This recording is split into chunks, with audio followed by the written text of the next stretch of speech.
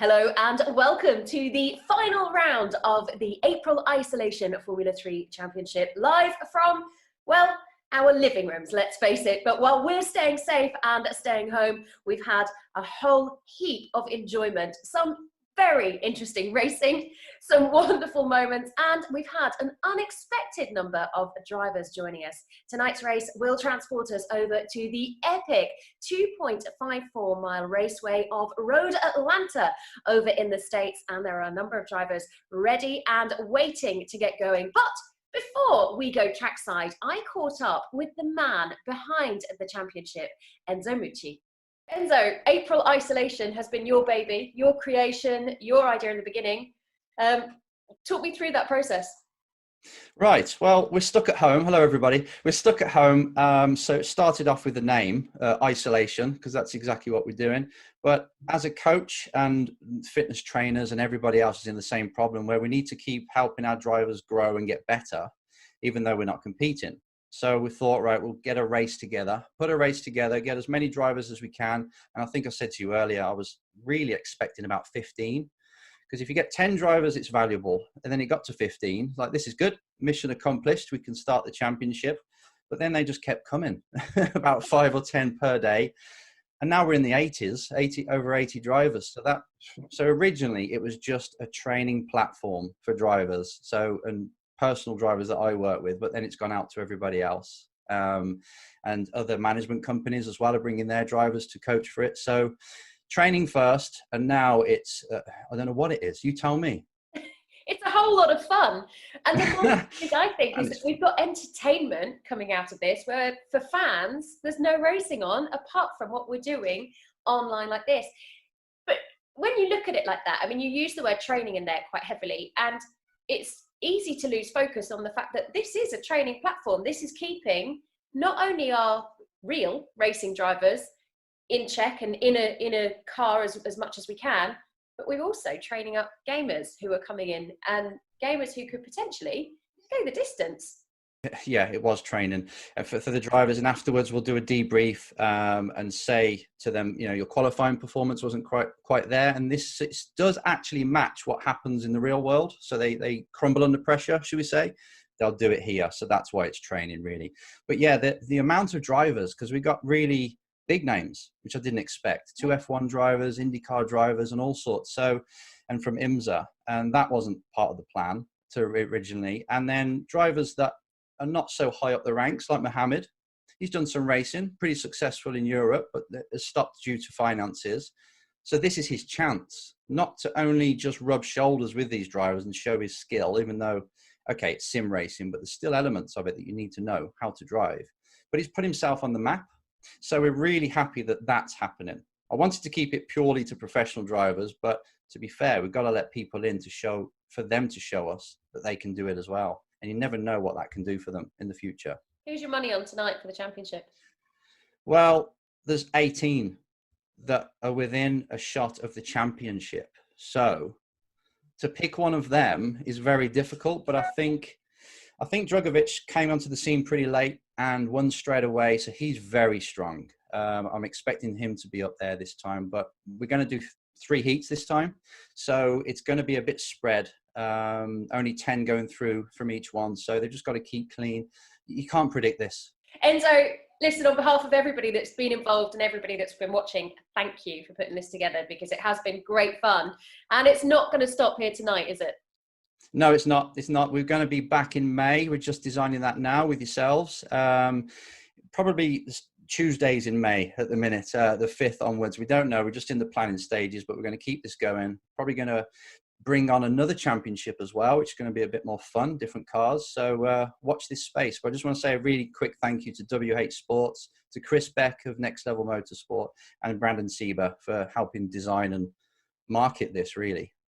Absolutely. No worries at all. Thank them away. And thank you very much as well. Well, it's great to hear and see the main man himself. But right now, it's time to turn our attention to tonight's showdown.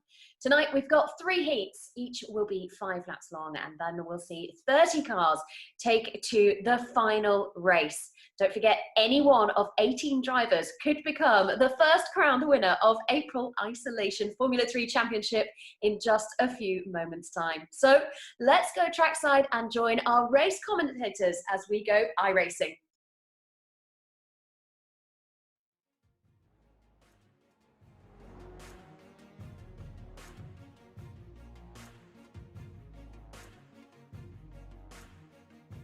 Good evening, ladies and gentlemen. You're very, very welcome along to the Isolation April F3 Championship. It's the championship decider. At last, we are here at Road Atlanta for the final round of this brilliant championship that has brought us all around the world, to Barber, to Silverstone, to all these locations, and it's coming to a close here in Road Atlanta. Sam Fitzpatrick alongside me in the box. Samuel Kuma working on cameras. I mean, Sam, what have we got in store today? We've got 18 drivers fighting for the championship. They're just about to head into qualifying now. Road Atlanta, really tough track, but my God, have we got a great racing prospect. We really do. The rounds so far this season have been so unpredictable. There are probably 20 to 30 drivers you can win each round, and Road America in particular was super unpredictable. So much happened in that meeting. This Road Atlanta circuit is a fantastic racer circuit around the middle part of the track. It's got that really long back straight, but it's also a really good driver circuit as well, with those S's to start off the lap. So it's a fantastic place to finish off this season. Yeah, it's been fantastic so far as well. So the top championship guys at the top of the championship currently is Mohammed Ibrahim, Ramiz Azam, and Sasha Fenestres. They're the guys we're going to be really watching out for today. They're the top 3 in the championship. There's only a couple of points separating them at the top. But as we said, there's 18 drivers fighting for this. So essentially, pretty much anybody who wins this has got an opportunity to clinch the title, and it's going to be just absolutely brilliant to watch. The drivers are heading out for their qualifying laps right now. There's 6 minutes of qualifying in store, 2 laps, and Sam, 2 laps, especially in a Formula 3 car, is not a whole lot to get the car up to temperature. You really got to work the tyres hard. Absolutely, and that's what we're seeing currently from Lucas Dunner, just weaving from left to right, trying to generate as much temperature into those tyres as possible. We currently got a track temperature 31 degrees, which isn't that warm. It is warming up though, so just with the drivers out on circuit, that might increase as the session goes on, so watch out for that one. But yeah, they need to get as much heat into the tyres as possible, because they can cool down potentially around this part of the circuit. We got those S's, like I said earlier on, at the start of the lap, but then after that you got a few long straights. You're not going to build up a whole lot of pressure necessarily around the second half of the lap, and then you're going to go into turn 1, a mega tricky corner, very easy to lose the rear end there. And if you haven't got the grip and the car behind you, then you're going to be in big trouble. But here comes the drivers. Of course, a single qualifying for these guys, so everyone's out on circuit, but they won't be racing against each other. So pretty much imagine all 60 cars going through turn 1 simultaneously right now. Exactly, yeah. So long qualifying gives the drivers a chance to just get their perfect qualifying lap in tow. So you can just see this is the S section, which is a brilliant section. It's downhill, then it goes back uphill again. On board with Lucas Dunner, as you can see, massive curves ready to spit you out right there, and especially over that gravel trap on the exit of that corner at the top of the hill. That's going to really, really hurt the cars if you run out too wide. Back down this off-camber right-hander, coming towards the end of the lap now for Lucas Dunner. He's just trying to get the temperature in the rears as well. Bottom hairpin, and then back uphill. There's a lot of elevation changes around this Road Atlanta circuit. Lucas Dunner, of course, FIA Formula 3, so he is now on his way down the back straight, coming off the bottom hairpin and down the hill again. So he's on his lap now, and this is going to be a great overtaking opportunity, Sam, right here at the bottom of the downhill into the chicane. It really is, and it's really tricky to defend as well. You can go around the outside and get the inside from the falling corner. Also, we see so many times coming out of that chicane, you have a really good chance at making the move up the hill, going through the final couple of corners. So, yeah, that's going to be a fantastic spot to watch the racing done at only 21st place. He's going to drop further than that as well. Mohammed Ibrahim, championship contender. There he is, just ahead of his rival on circuit in first position. However, Crawford now puts himself to the top of the American, 0.2 of a second clear, and take on the rest of that ladder. That is pretty big. However, you were saying earlier on how the tyres are warming up, they still won't be in their peak. Should be in this second lap, maybe their third lap, where they'll be absolutely perfect. These drivers only have 2 laps to set, so this is probably going to be the time where you've got to put in your best lap, then put in a banker. But if you're going to be anywhere near the field, you have to improve on this time. Yep, Jack Crawford setting the pace in free practice. They had 37 minutes to get laps together, and Jack Crawford was really setting the pace today in this car right here. Richard Verschoor in second place, then it's Mohamed Ibrahim, who's second in the championship. He's 4 points behind Ramez Azam, and third place in the championship is Sasha Finestres on 43. Behind him is Felipe Drugovic, Formula 2 driver, tied on points with Chad Collette in 4th and 5th. So then comes across the line there. Richard Highstein goes 7th. Ollie Rowland pops into 6th. And Mohamed Ibrahim now pops ahead by 400. And there goes Ramez Azam, a 10th of a second. He pops himself right in there. And Sasha Finestres goes 5th as well. So all the championship contenders are all together now on track, on the grid. And remember, there are 2 heat races. The field will get split up into 2. And then it'll, of course, all come down to that feature race. But Mohamed Ibrahim looks at the moment to have clinched pole position ahead of Jack Crawford by a margin of 400ths of a second. Ramez Azam 3rd, he gets himself right in there. Dennis Hauger now pops into 5th ahead of Richard Verschoor and Sasha Finestres. And now we look at Billy Fraser, who's coming up the back of the circuit now. And let's see how he can negotiate this. But Sam, I mean, our championship contenders are right up where we want them, up in the top 5. Absolutely. And we're going to have a few of them in the same race. We're going to have Ibrahim versus Azam in the heat race, which is going to be awesome. So all the odd place drivers will be put in a split together. All the even place drivers, Horston does a good lap to put himself into 11th. By the way, this lap for Fraser won't count because it's his 3rd lap and they only get 2 laps. But yeah, so we're going to have Ibrahim and Azam and Finestres, all the championship rivals in the top 4 on the grid for Heat 1. So that is going to be absolutely mega to watch. A little bit disappointed by Drugovic's pace in 14th place. He has won a round, I believe, so far this season. Quite a bit off, 4/10 of a second, I guess isn't massive, as Querton has an absolutely massive impact there. But yeah, Drugovic, 4/10 of a second off, he's going to need a good heat. He'll be starting in 7th place, I believe, in his heat. So, well, that's going to have to be a big effort from him to get close to the top of the grid for the final.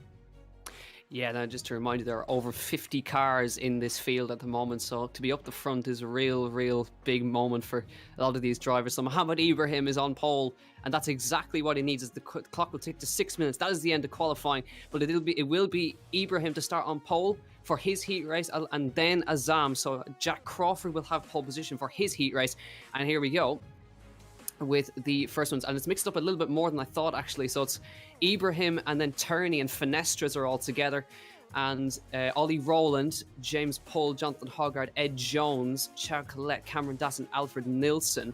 So Ibrahim, even though he's not got Azam in his heat, that actually might have been a godsend for Azam because he doesn't have to fight his championship rival and he's in a different heat to him.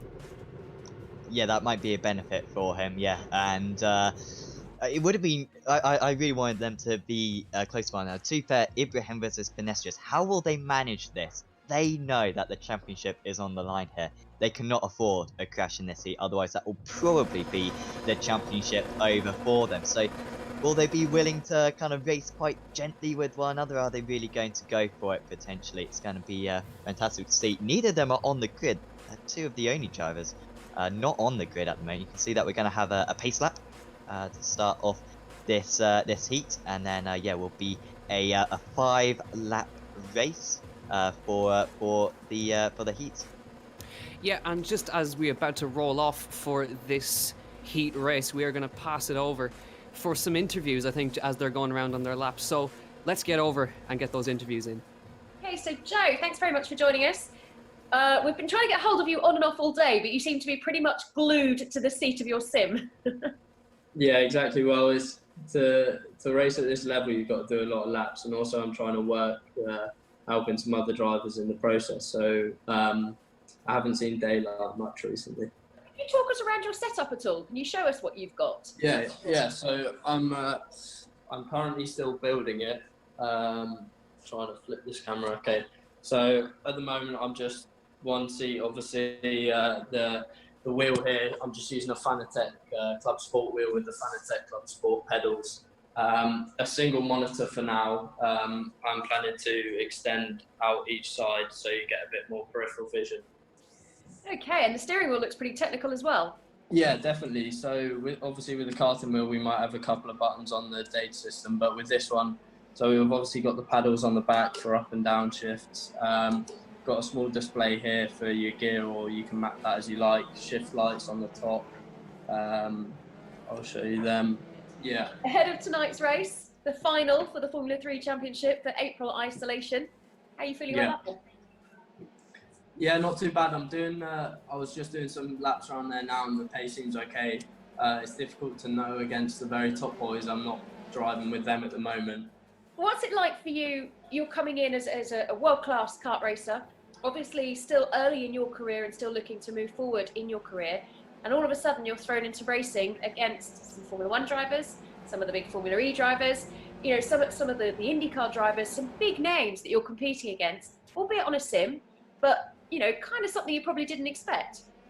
Yeah, definitely. I mean, everyone's really competitive. So if you can, you know, you might not get a chance to race with Lando Norris or whoever again in your life. So if you want to say that you've beaten him, then you're going to do everything you can in that race to beat him. So it's quite nice to be up against some of the big names.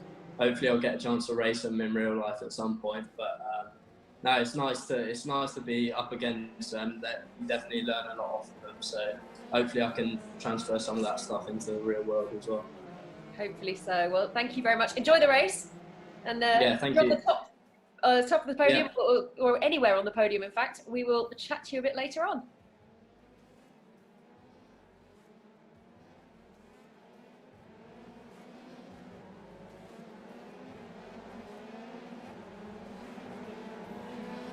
Great to hear from Joe Turney, their official Tony Kart driver. He is on the grid for this heat race as well, starting second next to Mohammed Ibrahim. They're coming up towards the last chicane right here, and we just had some more information. Not all of these guys are going to go through to that all-important feature. There are 10 spots in the feature, 3 heat races, so the fight is really on. You cannot afford to have a bad heat race. Mohammed Ibrahim starts on pole.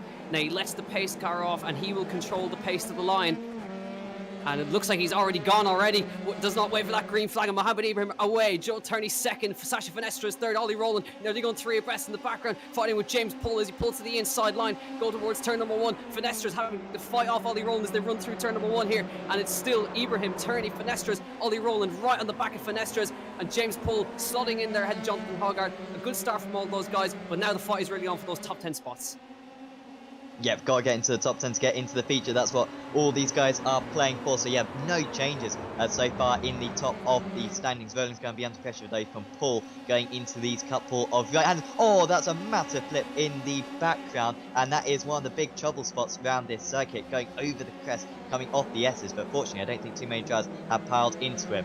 This is Hoggart then looking like he's going to get past Paul. In fact, so Paul actually had the worst exit from that corner and wasn't able to close in on Roland. And look at Jones now with the slipstream on the pad. Then he's got nowhere to go. He gives a little bit of a bump draft and might be able to pull ahead here. It is a very wide circuit this, and now he does pull to the outside. Can he make this move work? As it's too wide as well for second place. Jones is going to gain 1 place as he runs very tight, has to take an acute angle, and after attacking he's going to be the one on the fence as we got 3 wide for second place. Oh, Ollie Rowland trying to fight through. Finestra's goes through to second place. Joe Turney's lost 2 positions in that last corner. Finestra's moves to second. Finestra's third. There was some great, proper Formula 3 action there between James Pulley, Jones, Jonathan Hoggard, bump drafting down the back. How about it? Now Ollie Rowland a little bit wide there, and he's going to leave him vulnerable back to Joe Turney, who's lost those 2 spots, trying to go around the outside. It's neck and neck as they go through the S's, and he's got it done. Joe Turney back to third place. Finestra's breaks away, but Mohammed Ibrahim, how about him? He's 2.5 seconds clear out front. Great drive so far. Absolutely, this is a proper champion's drive at the moment for the second place man in the championship. So yeah, doing absolutely everything that he can do. Finestra's pulling a little bit of a gap as well. He'd love to break that draft effect to third place driver. Jones moves ahead of Paul then, and Collette is still right with these guys. Collette, of course, 5th place in the championship. He needs to finish in the top 10, and if he makes many more contacts like that at 140 miles an hour, well, he's not going to get to the final. And he makes contact again, and whoa, well, Collette really shouldn't be in this race anymore, because that was a couple of very avoidable contacts, and it seems like his rival, James Paul, has come off far worse. My God, that was really close to absolute disaster for James Paul. He loses positions, but he's still out on track. Now Alfred Nilsson gains the spot. Cameron Dass ahead of him.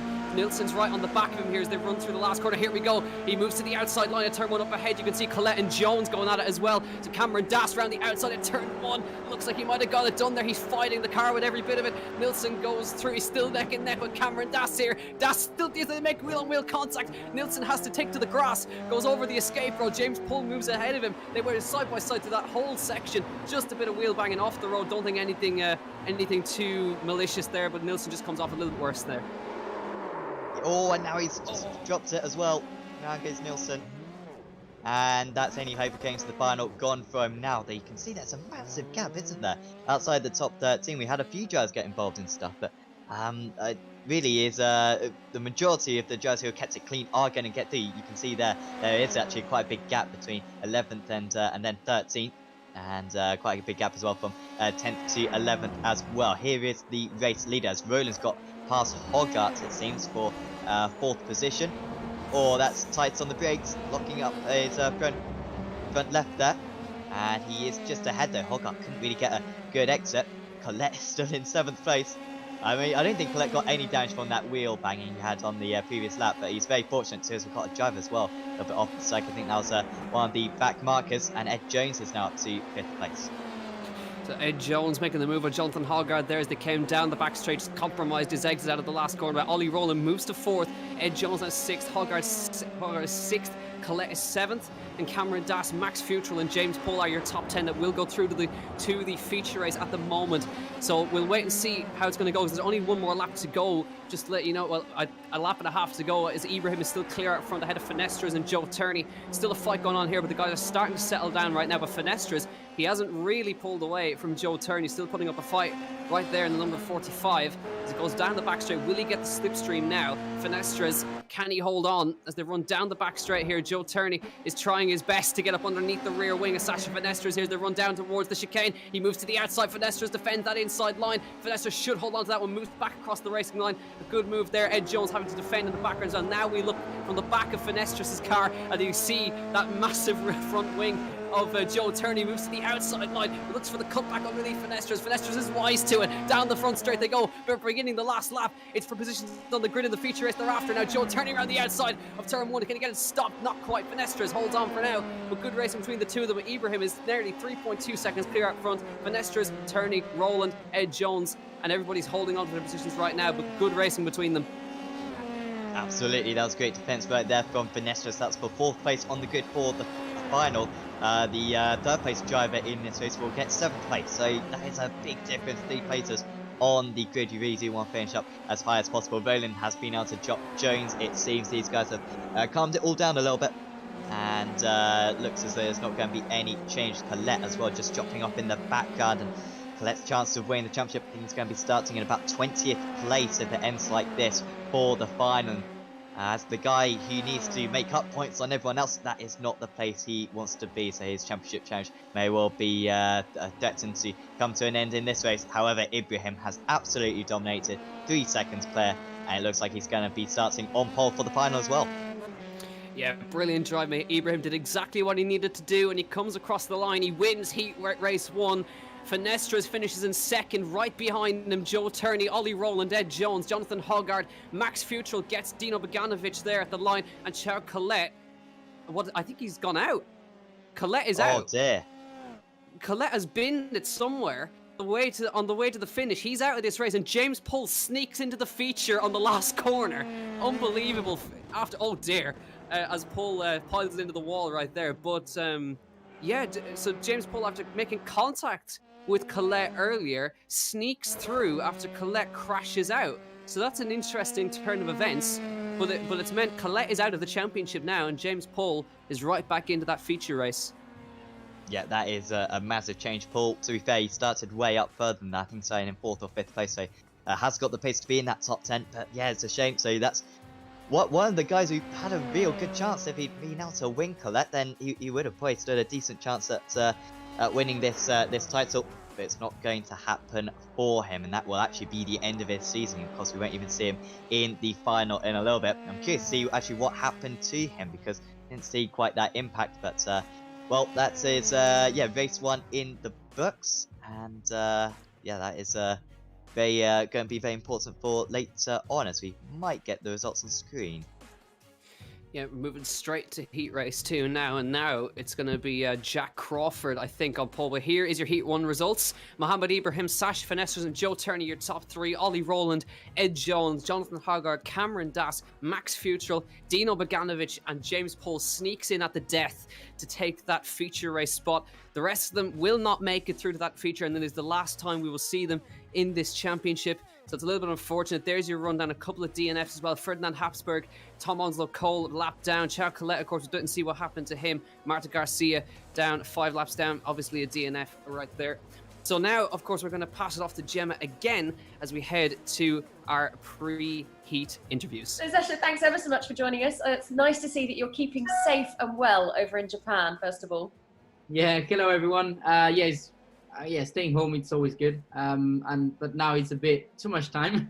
It would be better to go outside, but of course it's important to stay home and stay safe for myself and for other people. So a lot of simulator at the moment. I think the simulator's been keeping lots of people sane, but also keeping lots of people entertained as well. For you, you raced in the actual Formula 3 Championship last year in the real cars, physical cars.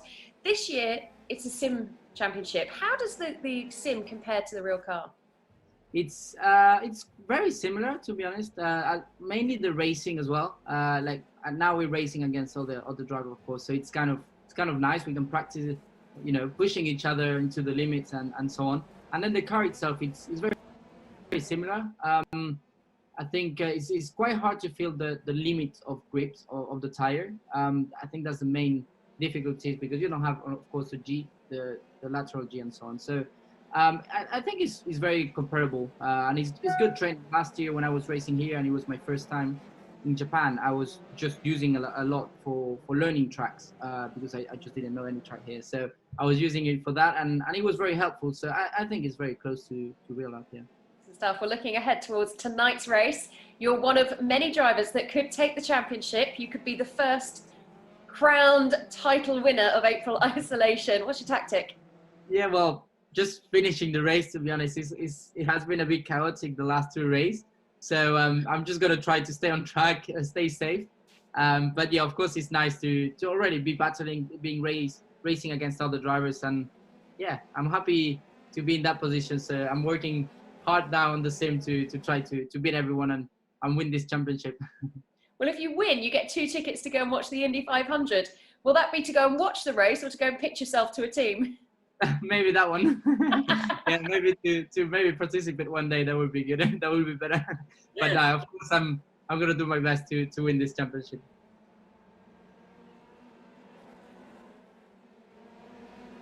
Straight from the interview, straight back to the action. Then here we go, Heat Race 2, Jack Crawford on pole, and he immediately goes with Dennis Hauger right behind him, Liam Lawson all in the top 3. Then Horsten, Drugovic, Verone, Behrman, Colapinto, Martins and Paul Aron are your top 10 as we lead through turn number 1. So it's an important race for Ollie Behrman. He needs to get in that top 10 to get himself through. So Liam Lawson's following him behind with a clean start. Jack Crawford, good start from Hauger. There's a spinner in the background, not quite sure who that is. There's a couple of cars off in the back. It's Peterson around, a couple of cars involved in that one. There's a stranded car, Colapinto I think is involved in that one. Nicholas Krutin also off the road there. A bit of a messy one, but Jack Crawford is through, Hauger is through, and Liam Lawson's through. Your top 3 are clean away out front. I think Tinknell being involved in that one as well, so taking out several drivers. We've still got way more than the Tempany Munga up into 9th position. He's had a great start, up 5 places. Jim Conrad as well, up 8 places already. He starts right at the back to Conrad, but he's had a really good start. But you can see Munga with a little bit of front wing dash. That's going to cost him down the straights for the rest of the race. And you can see comfortably passing them is Conrad, who is already escalated over half the field. It's been a stunning start from the American. Djokovic and Horsten going side by side. These two in with a chance of the championship. Djokovic hasn't quite been the start that he would have wanted, remaining in 5th place at the moment. And he's, rather than looking ahead, he's having to look in his mirrors right now. Yeah, so now Bar Horsten fighting off Felipe Drugovic, and he's got to watch out for Nicholas Ferrone, who's right behind him as well. So up the hill they come, Drugovic following Horsten, right behind. The top three have broken away already, but there's a train forming now. It's an important one for these guys to get through, especially Drugovic. He's in the championship fight. He's looking for a way past Bar Horsten, who's holding the middle of the road very nicely, on board with Drugovic as they runs up the hill. Outing the curbs on the inside, looking for the drive out of the top of the corner here. But the top three, Jack Crawford, Hauger, and Lawson, have gone away. They're not fighting with each other either, so they're just holding their positions at the moment. But it's really important that Drugovic gets past Horsten here. It really is, and this is his best chance coming out of this corner. Just needs to keep his foot right down to the ground, and 1.5 tenths of a second. He'll certainly move alongside. Which way does he go? He goes to the outside for what will be the next proper corner. It's the shortest route as well. He is edging his way ahead, 1/10 of a second ahead at the moment, and now does move ahead. So nice move there from Drugovic to move up into 4th place. Veroni not quite being able to do as much as he would have hoped down that back straight, just slipping away in 6th place. Here is Victor Martins, and he is battling with Conrad, who's still trying to move up places, but he's now under pressure from Ollie Behrman, who needs to finish in the top 10, of course, to keep his championship chances alive. Had a very poor start, did Behrman. However, he's having a better last couple of laps, but he's really struggling to pass Martins. Up the front, Hauger has taken the lead from Crawford. So look how close these three guys are. They're all Red Bull livery cars as they head through the top of the hill. It's Hauger from Crawford and Lawson now. So remember, they're fighting for grid spaces in that feature race. So the higher they start up, of course, the better. So Hauger, Crawford, Lawson are your top three. And so now we've got the two FIA Formula 3 drivers versus German and Italian F4, who's sitting in 2nd place. But Drugovic now starting to catch up, but there's only 2 laps to go as we cross the line. There goes Hauger defending from Crawford. So these guys are really fighting with each other now. Here comes Crawford on the outside line, down towards the chicane. Now Lawson's going to try and follow him underneath them as they head through the chicane. He's on the outside line. He's got the overspeed. Can Crawford get it stopped? Trying to go around the outside. Hauger is going to hold on, I think, for this one. And Crawford trying to get back on now. Here comes Lawson on Crawford up the inside through the last corner. Is he going to get it stopped? Yes, he does. So now a move from Crawford. He tried, but now Lawson moves through to 2nd place. And back now comes Jack Crawford trying to come back at him around the outside of turn number 1. Lawson should hold that one, and yes, they do. So the two FIA Formula 3 drivers take 1 and 2 in this 2nd heat race, and they're really fighting hard for this one. They sure were. That was a great defending there from Lawson to get that move done into turn 1. 6 tenths of a second the gap, so just about within a slipstream margin. Needs to make sure that they don't fight too much, otherwise they will lose touch to the leader, as running wide at the end of the S's was Crawford, and he has dropped to about half a second back. And look at this, Drugovic is now in with a chance. He needs to get as many places as he can. Drugovic, at the moment, he's starting the final, I believe, in 10th place. He wants to be a little bit higher than that, so would like to gain a few places, I'm sure, and he is within slipstream range, so maybe the leader's a little bit too far away, but well, we've only got 1 more lap to go. This is going to have to be a big lap from Drugovic if he wants to get as high as maybe even 2nd place, as the leader's actually closing back up again.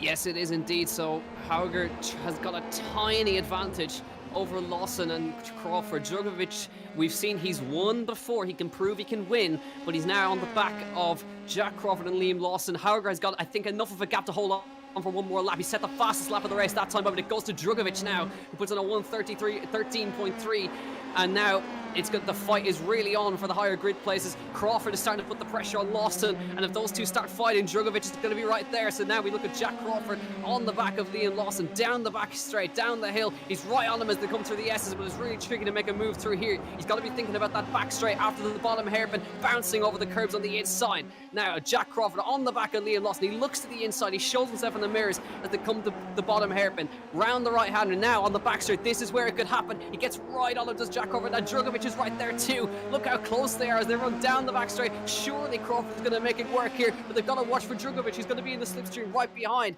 Jack Crawford on the outside. Lawson trying to hold this 2nd place. Hauger is clear out front, but they're going side by side for this 2nd place.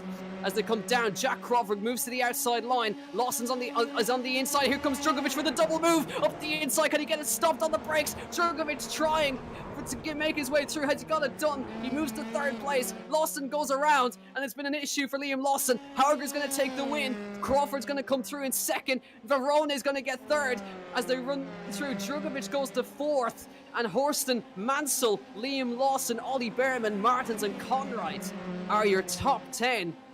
And it all went to shambles for Liam Lawson as Drugovic tried the double move. It just didn't pay off, and it's cost him possibly a crucial grid space right there. Well, Drugovic would have been in fourth place. He's remained in fourth place. I wonder if the stewards will get involved in this.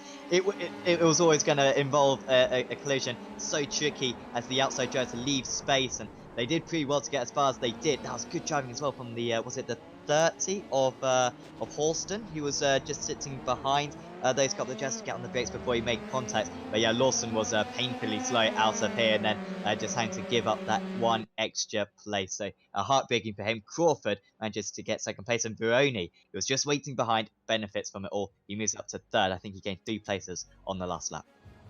Yeah, so good driving from Nicholas Verona. He gets himself through into third in a good grid position. So Drugovic goes to fourth. Possible stewards inquiry, we'll have to wait and see. Bart Horston holds fifth. Christian Mansell gets to sixth. So he's nicely in there. And now here's your Heat 2 results as we go to Heat 3 very shortly. Hauger, Crawford and Verona. It's Drugovic, Horston, Mansell. Liam Lawson gets it back. He's through to the feature. He gets it out of the gravel and he gets into seventh. Ollie Behrman, Victor Martin and Jaden Conrad gets that final feature race spot. So he's in. But out are Nicholas Cruton, Richard Lyons, Dan Wells, Edo Cohen, Billy Monger, Paul Aaron, Lucas Peterson, Franco Colapinto, who we saw getting caught up at the start of that race. Now we're heading to Heat race number 3. Ramiz Azam on pole position for this one. And we are now, of course, for the final Heat race interview, we're going to head back to Gemma. Ollie, thanks for joining us. First of all, where are you in lockdown? So I'm just in my flat in London. So yeah, I've been living down here for about a year now. So Well, luckily enough, you got your sim not that long ago, actually. You've had yours about a week, you were telling me earlier. But how does that sim compare to the real thing and racing? well, you know, the tracks and the maps are pretty good. So, you know, you can understand the tracks from being there in the past. I've actually never driven in Formula 3 ever. So, you know, it's not only new for me on here, but I never drove Formula 3. I went straight from Formula Renault to World Series.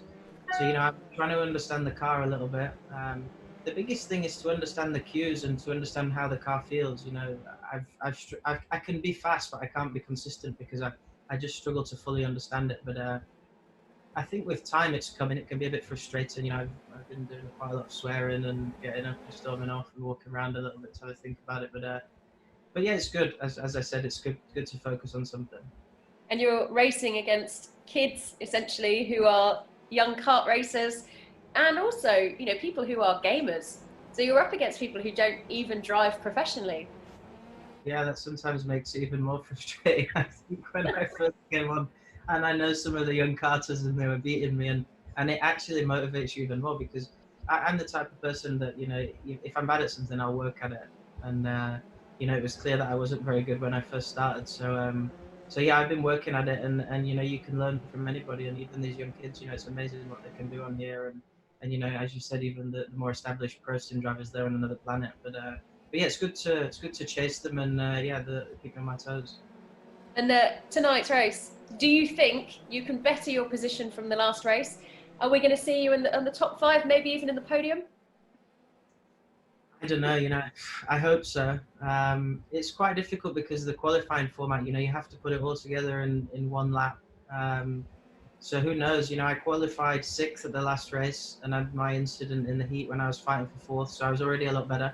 And hopefully this, you know, next race I can be up the front and start mixing it. And the thing for me is just to do a whole race without having any accidents or getting caught up in something, because at the moment, I'll admit it myself, I'm not 100% in control all the time of the other races when I'm in the race situation, but let's see. Luckily, any damage can be easily repaired on this one. You know, it doesn't cost anything. I think I'd have done a lot of money with the damage. I'll have a great race. So Might here we speak go to you at the then. end of the race Heat if you're race on the 3, podium. That'd be Ramiz great. Azam on pole position. We're getting ready to rumble, and Azam is away immediately. The green light is on, and so it's Azam who leads the way ahead of Richard Verschoor, who's in second place. Then it's Heistand, Kasper Stuka, Yves Baltas, Billy Fraser, and Seb Brio down the back. So it's Azam who leads. Good start for Verschoor and a good start from all those guys up front. But Azam needs to get away now. It's crucial that he gets away. It really is. He doesn't want to make this one any more complicated than he has to. He wants to finish comfortably in that third place for the final. And so far, the top guys separating a little bit. We've got a very tight battle with Baltas only just ahead of Fraser. Dimitrov in 8th place. It's really pretty much close for the entire second half of the field. Stuka, though, is round. He is off into the wall. And I don't think he'll be able to get into the feature from here unless there's a big impact further up. Well, that's going to help him out. Stefan de Groot is off the circuit, and that's going to be significant damage for him. Bill Fraser as well is off the track, and he's got a lot of damage. There goes Stuka past the pair of them. D'Ambrosio up into 11th place, so he's nearly within the chance. Also, Baltas having a couple of poor corners. He's down a couple of places from his start, but you can see Azam hasn't dropped Verschoor, and it's going to be a proper duo battle for the win, I think, to the end. Yeah, these guys are really in the, especially Azam, he's leading the championship over Ibrahim by 4 points. So Azam needs to have a good race here. Verschoor second, then it's Heistand who's third, Cian Donaldson fourth, Georgi Dimitrov. You can see them battling in the background there. So Donaldson trying to hold off Dimitrov. And as we look here, this is Donaldson having a go up the inside of turn 1. He gets it done. So Dimitrov on Donaldson, that wasn't. Donaldson coming back at him now as he gets the cut back up the hill. They run up the hill, they go side by side. Donaldson now off the road. He has to take to the grass, comes across. They have to check up to avoid him. They somehow managed to not get any contact. Donaldson having to bounce over the grass, and somehow Payne and Tinknell managed to keep themselves out of him. Oh, there's contact in the rear. Just as I said it, Donaldson gets a punt in the rear and he's off into the gravel. I was about to say, brilliant driving from Payne to avoid that first incident, and then he's been able to get involved in a lot more of an avoidable incident there, just making contact around a corner that you can't overtake anyway. He's up into 5th place anyway, and doesn't seem to have too much front wing damage, surprisingly, despite that contact. He is under pressure though from Tinknell, who's just going at it and doing his normal thing of just slowly gaining the place, being very consistent so far this season, has Harry Tinknell. And then Hyodal just behind as well as only just ahead of Verschoor. They have dropped Heistand, but here we are for a change for lead. Verschoor making things very tricky for the championship leader. He moves up into the lead. It's not going to be the end of the battle. Maybe second place is even the place to be with 3 laps to go. However, this is not the way that Azam would have been hoping this race would turn out, as he makes contact and Verschoor is off the circuit. And I'm sure it was the contact that sent him off there, and he loses a couple of tyres, and that is the end of Verschoor's season. That is absolute disaster for Verschoor, and he drops off the back now, and that leaves Azam clear out in front. Heistand second and Dimitrov in 3rd place. So Azam now in a great position. Now Richard Heistand is second. Georgi Dimitrov moves to 3rd. Then it's Payne, Heyerdahl, then Tinknell, Callan Williams, Jack Hawksworth and Raoul Hyman, then Kasper Stuka. We said he couldn't make it back, but he's now back into 10th. So after all of that, he's back into 10th place now, and he's in with a shot of holding on. If he can just sneak into the feature race, even that would be a great result for him.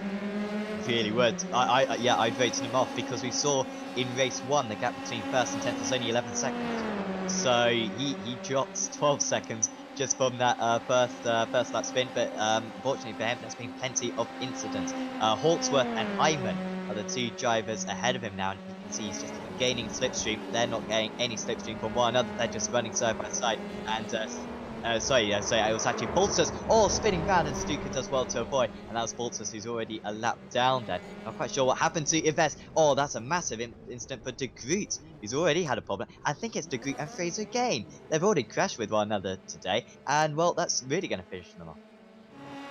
Yeah, not good for coming together for the second time. But I just saw it was Payne who set the fastest lap of the race that time. There's only 2 laps to go anyways. So Matthew Payne in 4th place is lighting up the timing screens. He's in 4th, but he's chasing after Georgi Dimitrov, who's in 3rd place up ahead of him. Richard Heistand holds 2nd place. Azam just needs to hold on for a lap and a half more, and he will get himself a good position. He needs to be up that grid when it comes to the features. We're heading to the feature next time by, don't forget. So Matthew Payne, he's a little ways, he's got 2.1 seconds. It's going to be very hard to make up 2.1 seconds on the lap, but he's charging after Georgi Dimitrov. But Azam doing everything he needs to do. He's holding on for now, and Azam completely clear up front at the moment. And he's just got 1 more lap to go, and he will secure himself up at the top of that grid next to Mohamed Ibrahim and close to Sasha Fenestres as we head for that championship battle, all-important championship battle. White flag in the air. It's Azam, Heistan, Dimitrov, Matthew Payne, Heyerdahl, Tinknell, Williams, Hawksworth, Raoul Hyman and Kasper Stuka round out your top 10. Richard Verschoor, after contact earlier, he is now no longer in this. Jack Hawksworth battling with Callum Williams. Callum Williams trying to go around the outside of turn 1. I don't think he's going to be able to make it work there. Hawksworth holds on. So Hawksworth is into 7th. Callum Williams holds on to 8th. And I think Raoul Hyman has dropped behind Kasper Stuka. So Stuka is now up to 9th. And he's getting himself an extra place on that grid. Stuka faster than, well, pretty much everyone. Only driver faster than him on that last lap was Dimitrov in 3rd place. Apart from that, Stuka was faster than absolutely everyone. Despite that early spin, hasn't quite dropped the driver behind yet of Hyman, but might be able to catch up to Williams and maybe Hawksworth by the end of this event if they start fighting once again. So good driving from Stuka, but Azam with a 1.2 second lead at the moment. He should just about have enough on his road, but honestly, Payne will be starting in 12th place for the final. Watch out for Payne, because that fastest lap he set just a moment ago was about half a second faster than everyone else. So he is clearly mega fast and didn't set a qualifying time, hence why he started so far down. Oh, Azam is slow. What is going on with... No! Where's Azam? Oh my goodness, still dearie me. Yeah, he's won. He's that far ahead, he's won. Heistan finishes 2nd, Dimitrov 3rd, Matthew Payne in 4th. So he didn't quite have the time to catch up. Heyerdahl will cross the line in 5th, and it's Harry Tinknell, Jack Hawksworth, Callum Williams in 8th, Raoul Hyman and Kasper Stuka. He snuck in. He's got 10th. Cian Donaldson, after bouncing over the grass earlier on, is just going to miss out on that feature race spot. He's in 11th, and he's going to hold on for that. Then it's Albert Verschoor, Fraser, De Groot, Baltas, D'Ambrosio, then Seb Prio and Emilian Denner. Those guys are all out of this race. But Azam, he wins. He's done everything he needs to do, and now it comes down to the feature. Absolutely, I will resign after that. Don't deserve to be a commentator. No, so here, yeah, we'll go through the finishing order then of race 2. We've already done it a little bit. Azam, Heinstand, Dimitrov, Payne, Heyerdahl, Tinknell, Hawksworth, Williams, Hyman, and Stuka. Just about getting through in 10th place. Donaldson, Albert Verschoor, Fraser, De Groot, Baltas, D'Ambrosio, shame to see that, and Prio all missing out, and will be the end of their season. Of course, we will have the May season coming up pretty soon. Also Denner as well, so hopefully we'll see them back in these races very soon. But just having a glance at that grid, looks like a tasty grid for the final. Certainly looks like that. How about this? Mohamed Ibrahim, he's on pole. Dennis Hauger is 2nd. Azam is 3rd, and Fenestres is next to him. So could you make it any better? So Ibrahim, he's fighting Azam for the championship. Don't forget, Ibrahim is behind Azam by 4 points in the championship. So then it's Hauger. Fenestres is behind them in the championship. Excuse me, so who is now on pole for this one. Hauger is 2nd. Azam will start 3rd. Then it's Fenestres, Heistand, Crawford. Of Crawford, Heistand, then Verone, Turney, Roland, and Dimitrov will be your grid for this one. But all importantly, it's Mohamed Ibrahim on pole position, and Azam will start right behind him on the 2nd row. So watch out for that. Hauger will be on the outside, and Fenestres is gonna be on the outside line as well. So this you just could not get any better, to be honest, for a championship finale. Absolutely. So a little bit of a reminder, we're using the FIA point scoring system. So it goes 25, 18, 15, 12, 10, 8, 6, 5, 6, 4, 2, 1. Currently, the championship is Azam 48, Ibrahim 44, Fenestres 43. So, if any of them win this race, they've won the championship. If Fenestres wins this race, he will outscore Azam by at least 7 points, and that would be enough to overhaul the 5-point deficit he currently has. So it's winner takes all. Hauger, of course, isn't in the championship battle, but providing that, but 3 out of the 4, 3 out of the top 4 drivers on this grid, if any of them win this race, they win the title, which is a fantastic way to finish off the season. Djokovic as well in this race as well. Much further down is Djokovic. They go in 10th place. He needs a bit of a favour from them. But if Djokovic can somehow get himself to the top, all he needs is Azam and Ibrahim to have a little bit of a tricky time, finish off the podium, and he could win the championship. So it could really turn either way. But certainly watch out for Azam, Ibrahim, and Finestris. If any of them win this race, they win the title. And that's pretty much how to just explain the whole thing. Whoever wins the title. But it's Ibrahim who's in the box seat for this one. He gets to control the pace. Azam will be right behind him as we will head to the grid very, very shortly. Now we look at Ibrahim rounding the last couple of corners, gets to control the pace.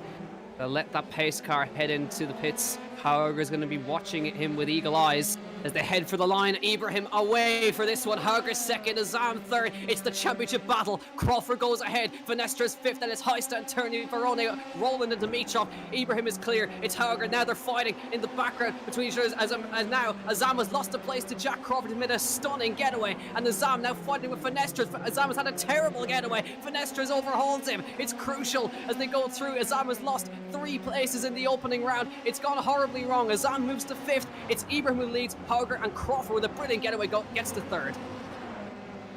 Terrible start for Azam, definitely. Oh, there's a big crash in the background. Unfortunately, only one drive going off. That's Dimitrov. Oh, shame after one of his best races of the season in his heat. Not going to happen in this final. Roland is battling with, is that Turney just moving ahead? And look at Verone. Once again, the wily Verone just benefiting from all these issues going on around him and manages to pick up a place right there. There's quite a big divide you can see between Heistan and Turney at the moment as Verone is going to try to get another place. It's 2 wide, 3 back as Ibrahim is losing the lead to Hauger. Now that's alright for Ibrahim. If it ends like this, he would still win the title. However, Hauger is looking racy. Him and Crawford have nothing to lose in this event. They will put it on the line. Meanwhile, Ibrahim has got a championship to worry about.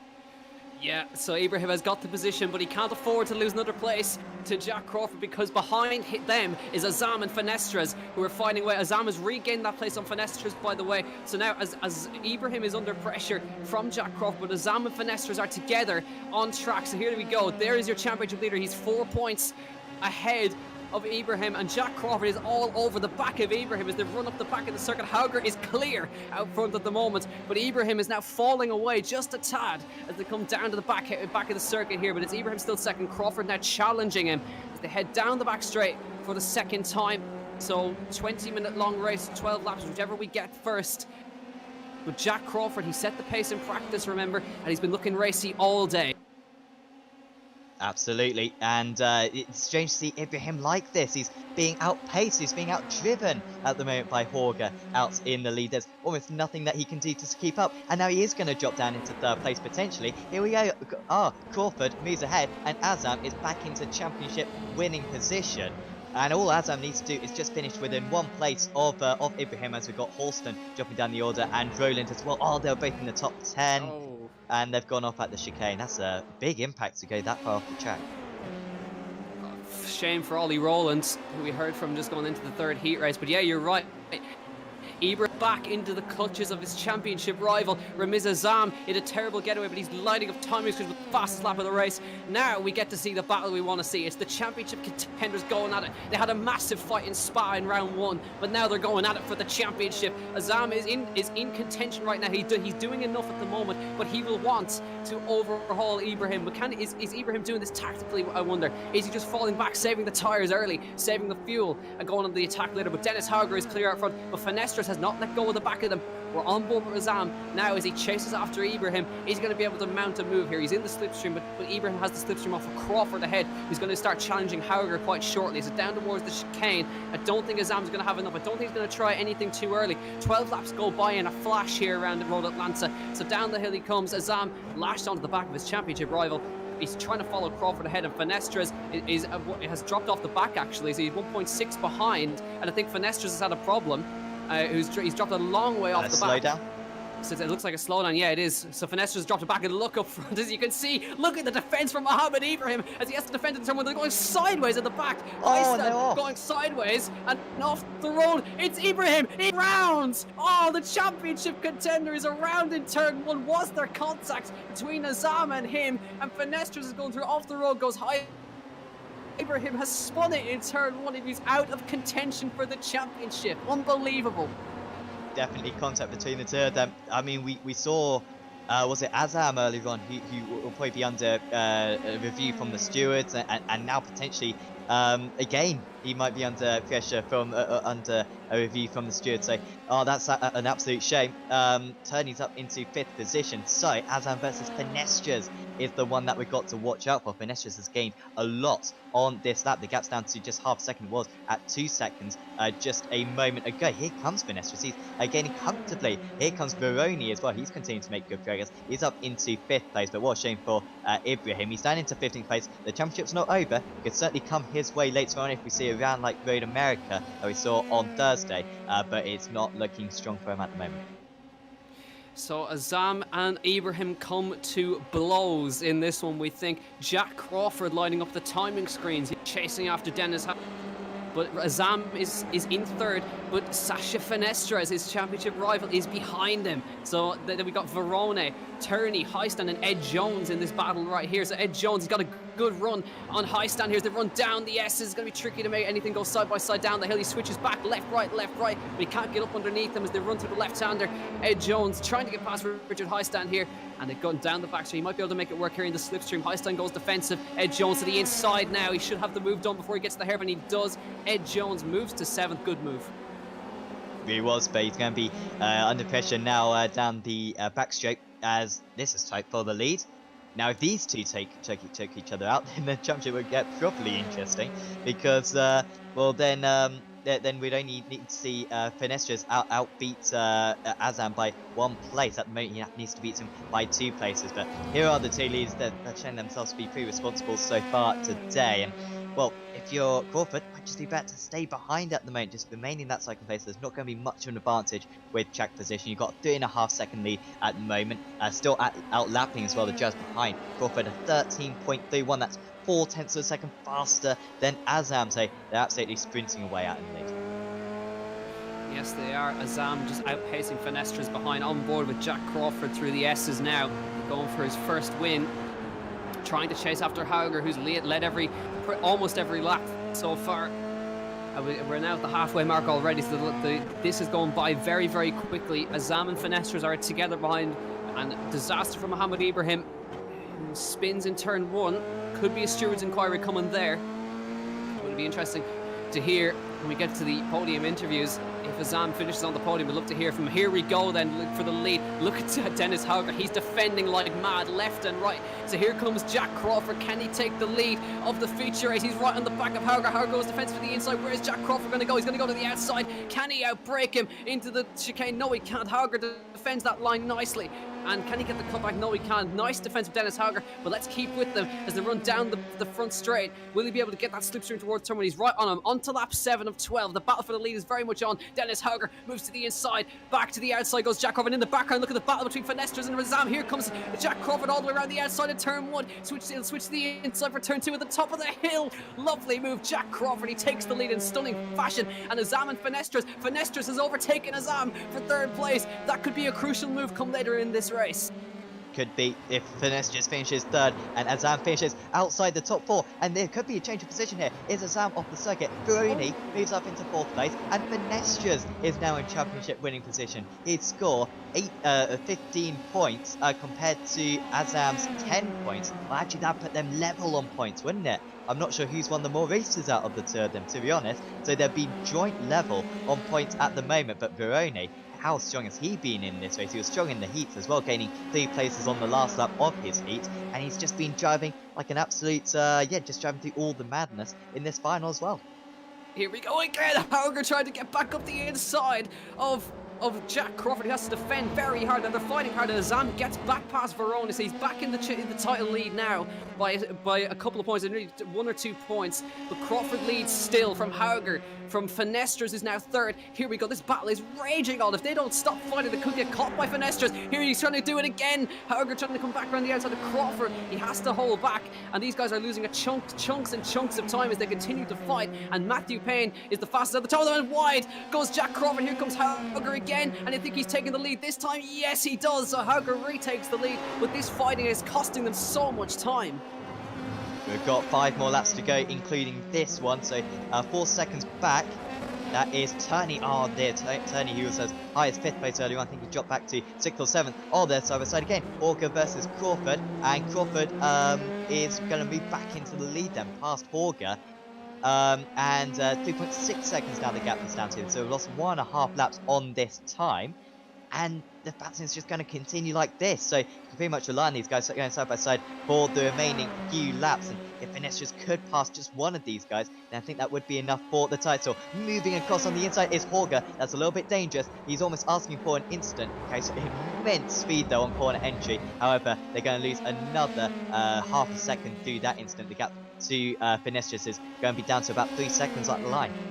And they're still side by side, because here comes Crawford again on the outside towards turn 1. They're almost wheel banging round the outside. Jack Crawford through turn 1. He's done it before. Can he do it again? The trust between them is unbelievable. He moves to the inside. Jack Crawford, they're still neck and neck as they run through turn 2, and Crawford's got it done again. He takes the lead, but Hauger's still there. They're losing half a second each time, and Fenestras is closing. He's 3 seconds off the back now. You can just see him in the back, and he's broken away from Ramez Azam. As now we're going to have 3 laps to go as they come across the line. If they continue to fight, Fenestras, if he gains 1 place on him, he could take the title. So through the back hairpin we go again. Hauger and Crawford has fought so well so far, and it's going to be great to see which one of them is going to take this win. But if they continue to fight, and they will continue to fight, this could put some immense pressure on Azam to try and get back up to Fenestras. We're going to stick with this because Hauger's coming back at Crawford again down the back straight. He moves to the outside line, and they're going to go neck and neck again for the 4th time already. They make contact. They're off the road into the wall. They're both down. Unbelievable. Hauger and Fenestras go through. Fenestras is going to take the lead. Azam's going to go through the 2nd place. It's all gone to shambles. Fenestras leads. Azam 2nd and Veroni 3rd. Fenestras is going to win the title if he stays here. He is. He's going to get 7 points, isn't he? And he's going to win the championship by 2 points. He hit a tyre as well, did Fenestras, and I thought that was going to cause him big damage. That may have even come up on the stream, where one of his tyres seemed to break all of a sudden, but he hit one of the flying tyres. It was always going to happen between those two. They were moving across so much, weren't they? Being way too aggressive. I think it was Horger, certainly on the previous lap, who was moving across in the braking zone. And I think it was Horger once again who moved across from the outside to the inside. It was great battling whilst it lasted, and now Fenestras, he had everything to gain. He's got everything to lose now. Just needs to hold this position, and Azam will not be able to do enough. It's 1.3 seconds. We're only in 4th position. Djokovic is up into 7th, by the way. So, I mean, if top 2 do retire, then I think Djokovic would be in championship winning position. But absolute craziness at the moment. On that last lap, Azam, though, gained by 3.5 tenths of a second. If he can keep that up, he might be able to take back this championship win again. I cannot believe that just happened on our screens. Fenestras may have just been gifted the title right here with only 2 laps to go as they come across the line. The gap is 1.1, so Azam is still sort of in and around there, but he needs to push now because this is the battle between the 2 of them for the title with 2 laps to go in this race. Verona and Ed Jones are fighting for the last podium spot in the back. Ed Jones is the fastest of a lot of them out front. Fenestras, he's trying to hold on. Who would have thought he'd been in this position? He just had to keep his nose clean so far, but he's still got 2 laps to run, and Azam has closed the gap to a 2nd. If he can get in the slipstream range, this could get really interesting with a lap to go. He's got to push now. He's still in the title, but he needs to gain this position because Fenestras has just got enough points on him right now. He's in that 9 tenths of a second now. Verona is also right there. He's in within 7 tenths of a second. This is going to be an incredible finish as we head to the line here. Fenestras and Azam for the title, for the win as well in Road Atlanta, but for the world title in the April Isolation Dallara F3 Championship. We're going to have the white flag and we come across the line the next time, and Azam has closed the gap to half a second, Sam. It's unbelievable. He took 3 tenths out of him just at the end of the S's. It was incredible. He's going to have 1 lap to do it. He'll be on the back of him, I think, by the time we get to the start-finish line. So it'll probably be down into this chicane where the championship decided on the next lap, because Vanessa's, I think he's just got too careful out there. Or maybe Azam has suddenly realised, well, I've got to do it now. It's up to me to go and win this title. And he's going, and he may well win the title after all this, as they might go side into turn 1. It's the last lap, lap 12. Here we go, the white flag. This is for the title. Finestras versus Azam. The hill is second out of another lap. Here we go, with just a lap and a bit to go. Finestras leads, Azam second. This is going to be incredible. Watch out for Verona, who's fighting for this lead as well. Finestras trying his best to hold on, but he's got to fend him off on the back straight here. Up the hill they come for the last time. Finestras with Azam right on this tail for the world title. They've fought so hard all year long. Here we go. He's had to defend. Azam moves to the outside line. Finestras to the inside, but Azam is surely going to have him down the back straight. Watch for Verona. He's caught them. Verona's caught them as well. He's right there. This is going to be a three-way fight for the win in the last corner. Here we go. Remiz Azam for the title. Finestras trying to hold on for every ounce of his might, but Verona might put a spanner in the works here. Down the back straight. Here we go. Finestras to the inside. Azam moves to the outside. Here comes Verona to the outside line. He's touching as he comes down to the chicane. Azam round the outside. Finestras trying to hold on for all his worth. He does. They make contact as they come through. Finestras, and they make contact. Verona goes through. Ed Jones goes through. It's unbelievable. Azam is going to hold on for second place, I think, and Azam is going to win the title in the last corner. What on earth has just happened on our screen? Ed Jones has won. My goodness. Crash between all of them. Azam gets through it. Djokovic finishes in second place somehow. That's not the points that Djokovic needed, though. Azam, though, is at least provisionally the championship win. This is how it happened. Veroni was watching it behind, and they just weren't going to give it up, were they? Running wide, he wanted to kind of run him out of space. Azam kept in there, and then it was that second contact, wasn't it? Just as Veroni moved through, and I think it was probably Veroni, he kind of triggered that, was the catalyst for the incident.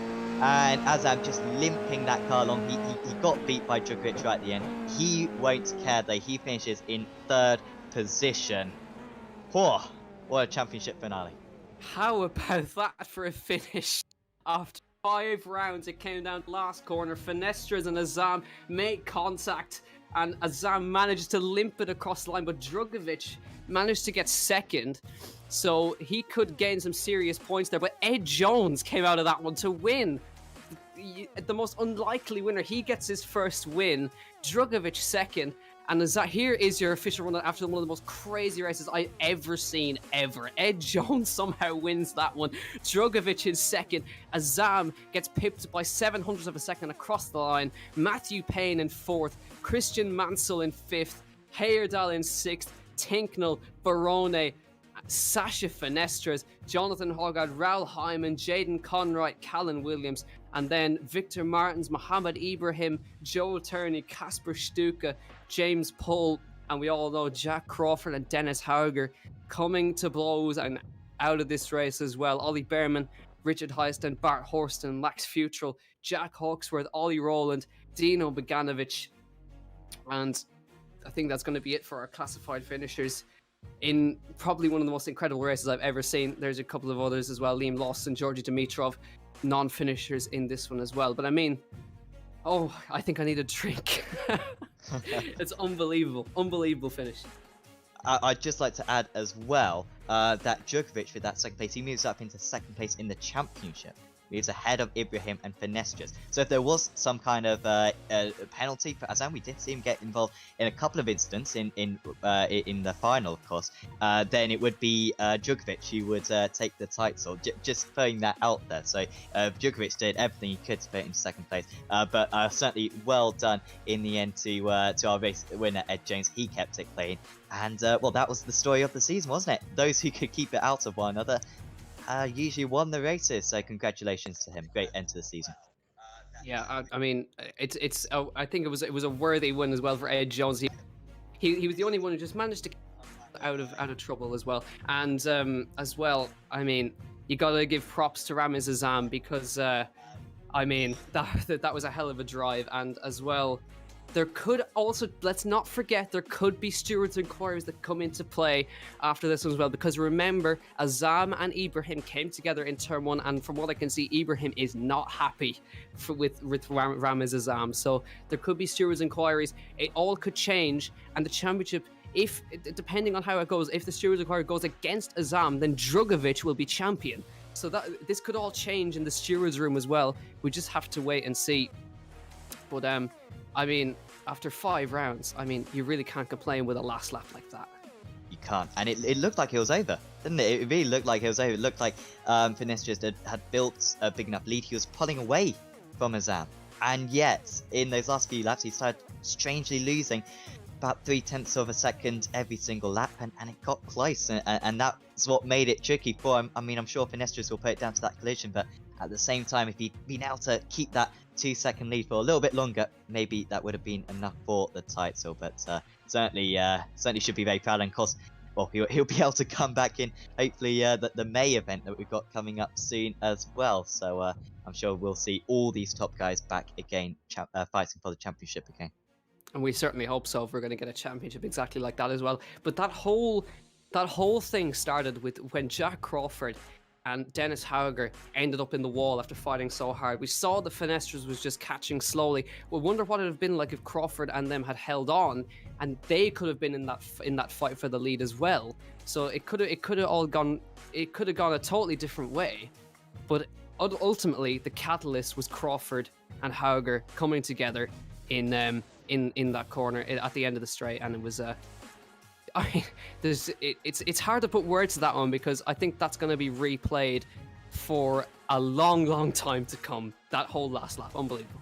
Absolutely, that last race, we have as much action in a whole season that we got in that one 12 lap race. It was pretty epic. Yeah, that really raised the stakes, didn't it? It increased the points that were on offer. It's a little bit of a shame that they did collide, because you feel as though Finesters and Azam would have caught anyway, because they were fighting so much. They were well on course for catching up with about a lap and a half to go, and who knows would have won out of that 4-car battle. So no, a little bit of a shame for those guys, and well, hopefully they'll learn for next season that if you're going to challenge for the championship at least, you can't be driving like that, because they're just driving too risky, and something like that was always on the horizon. And you also saw as well how vicious the damage model was when they hit the wall at the end there. It's always going to be like that, especially in open wheel racing, when wheels become interlocked and you end up in the wall as a result. But nonetheless, I mean, you got to feel for Mohammed Ibrahim as well. If he had been in that one as well, it could have been a totally different one as well. But unfortunately, he ends up facing the wrong way after fighting with Azam. But again, we do reiterate that that there could be stewards inquiries. We'll wait and see. It could all change, because Drugovic managed, crucially, actually, we have to put that as well, Drugovic managed to go around the outside of Azam and pip him by 700ths of a second across the line. So if he could have put himself into the championship win if he just drove his own race. And I mean, when you've got this without the drop score has been the key to all of this as well. And I mean, it's put so much things up in the air. But now add stewards inquiries to this, and you got one of the greatest the greatest ends to a championship in one of the longest times. Absolutely. So just thinking about it then, so Djokovic was 12 points behind going into this last round. He outscores Azam by 3 points.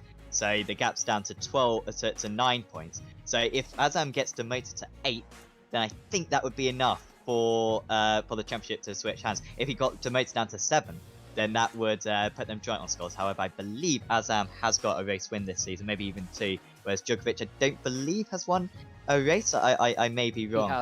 He has won a race. Okay, so maybe second places then, I guess it would go back to. I'm not even sure. Djokovic has got a second place today, so maybe he would be the champion. So no, a post-race penalty for Azam would make things very complicated if the organisers decided to go for that one.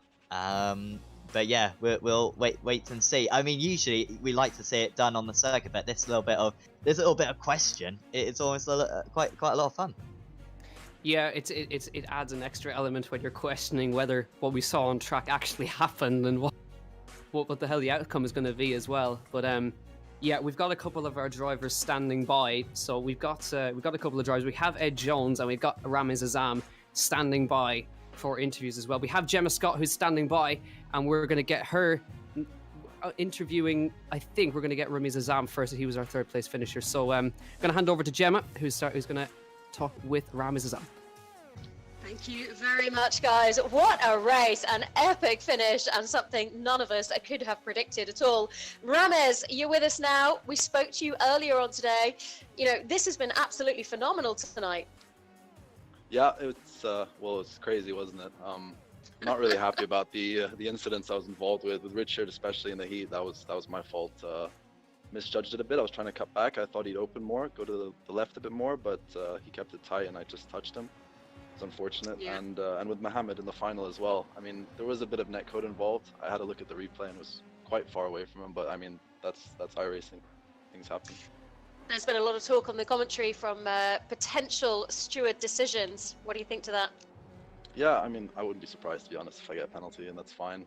I wanted to race him clean, and I was completely off throttle when we made contact. He just spun in front of me, and I was quite far away from him, and I mean, it's unfortunate. I feel bad for him, and I said sorry to him in the chat after, but yeah, a lot we can do. Do you know, now. that's the beauty of racing online like this. You can text him and say sorry. Yeah, exactly. But yeah, it's unfortunate. I didn't want it to end like that. No, but do you know what? This has been such close racing, and I think tonight has been one of the most exciting races we've seen. You know, it's been close, it's been action-packed, and you guys have raced until the very end, until the checkered flag, which is something we don't always see. Yeah, it was. I mean, I had some guys I was on TeamSpeak with that were saying that if Sasha wins, he'll win the championship, and I was catching him on the last lap going into the last corner, and I said, oh god, it's not gonna end well. And I tried to leave him space, and I think we were both respecting each other a bit, but then another car came flying through and hit both of us, but luckily I was still pointing forward and managed to cross the line. Well, a fantastic race, well done, and thank you very much for joining us tonight. I know it wasn't easy for you to get in to join us through the commentary system, so we do appreciate having you with us, and we'll come back to you in a short moment's time. Thank you very much, Ramiz. No, thank you very much. We'll speak to you again shortly, but I do believe we've also got our race winner, Ed Jones, standing by, who should be able to come in and join us. Ed, can you hear me? Yeah, I can. Ed, what a race. You know, right at the end there, that last couple of laps where we thought it was all sewn up already, and then to come through and win, fantastic result for you. Yeah, no, it was a really good race. A lot of fun battling out there. I didn't have the greatest qualifying, so I had to work through in the heats and then the final to get to the front.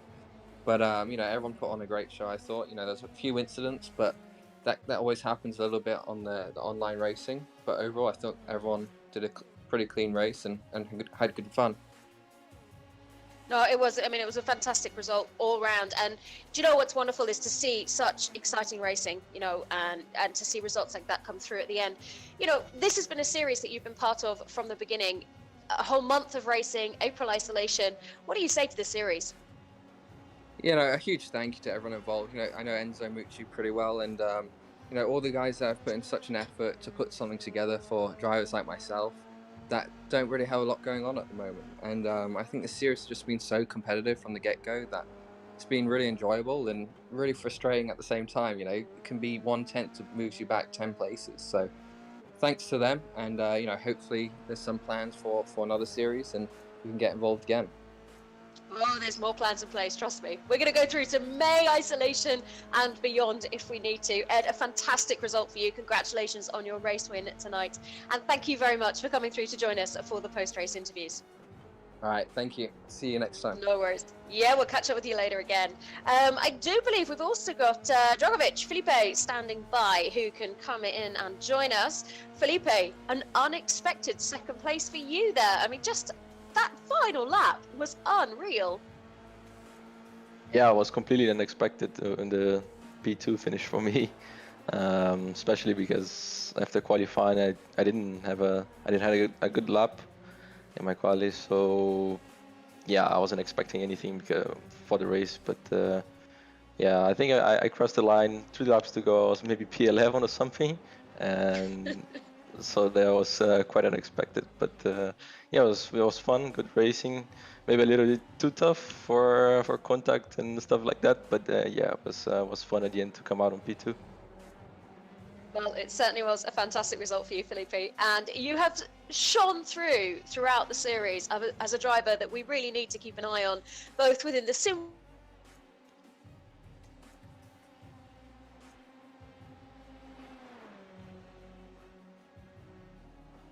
Yep.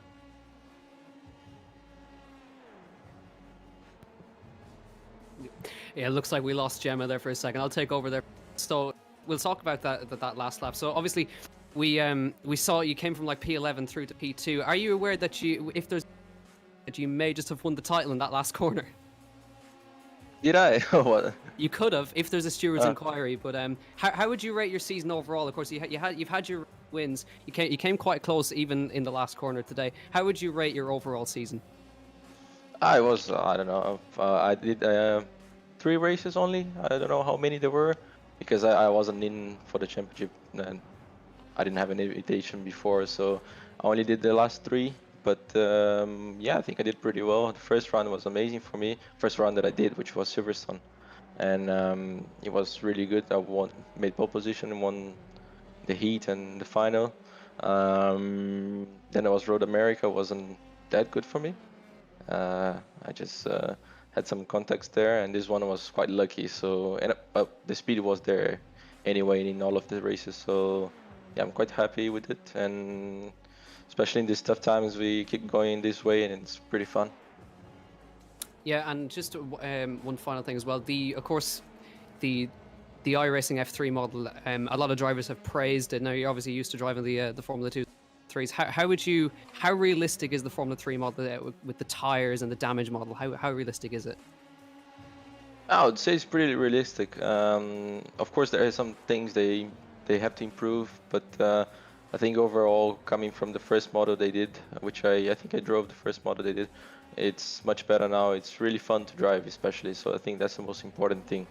And but yeah, physically, I mean the physics of the car is pretty realistic, especially in lap times. If you compare the lap times in real life to this, it's really spot on. So I think it's pretty good. Still room for improvement, but I think it's pretty good.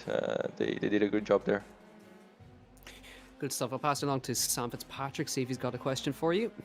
Yeah, I mean, would you say you're still improving in the F3 car? You're kind of finding some areas which you can improve on in this car as the weeks have gone on? Sorry, I didn't get it. Would you say you're getting better in this car as you get more experience? Yes, for sure. I think as more time you have in the car, you always improve, being either fast laps or consistency, and either just being comfortable with the car. I think that's the most important thing, especially in these tricky tracks like we did now in Red Atlanta.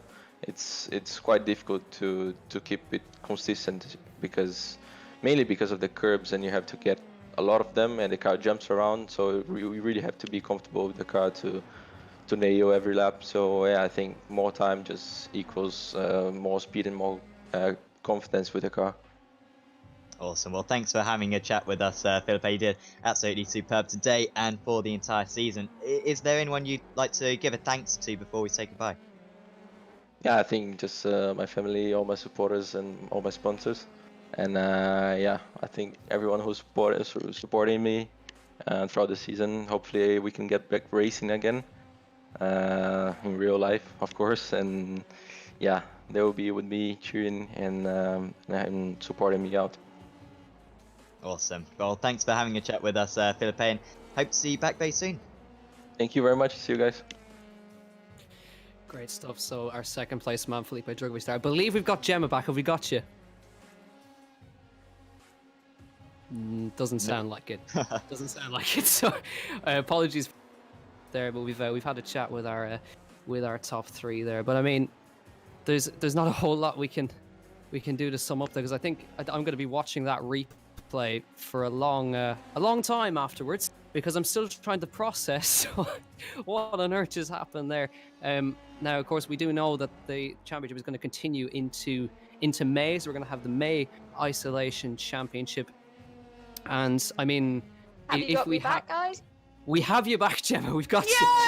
Yay! Sorry, I'm just butting into your speech there, but finally back in. Good stuff. You can take over from here. It's all yours. No worries. Well, guys, you've done an amazing job. It's been a fantastic series, and you guys have held the commentary together. You know, absolute legends. Thank you so much for everything that you've done.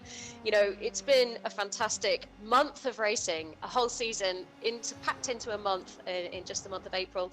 And tonight's race really was on the edge of our seat racing. It was phenomenal. Thank you both very, very much. Thank you guys all around the world, from wherever you are in your homes, for watching us. From a training platform, we have taken this to a full-blown championship that has attracted some huge names, from Formula 1 to Indy, Formula E, and of course some of our grassroots competitors as well. It's been fantastic.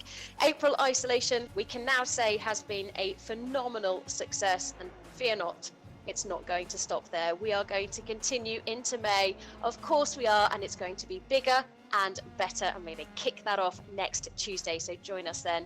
Huge congratulations to all of our race winners this season, and of course enjoy the Indy 500 for our championship winner. We'll see you next time. My name is Gemma Scott, and of course all that's left for me to say right now is stay home, stay safe, and take care. We'll see you next time for more Isolation iRacing.